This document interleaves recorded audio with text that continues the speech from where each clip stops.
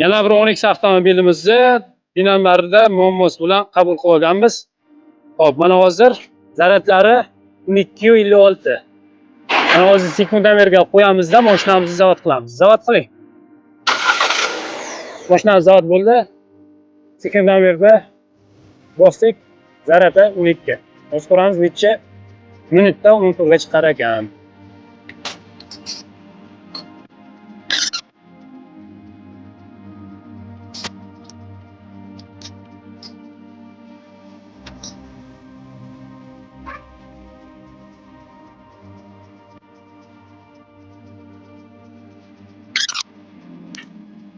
Hech holatini 15 sekund yoki 20 sekundda chiqadigan holatga olib qo'yamiz. 10X avtomobilimizga dinamlarini va obichinasini qildik. Testerlarimiz tayyor, sekundamerlarimiz tayyor. Endi hozir mashinani zavod qilib tekshirib ko'ramiz. Zavod qiling. Mashina zavod bo'ldi. 12 zaryad berish bo'lsa biz tomonda berdik.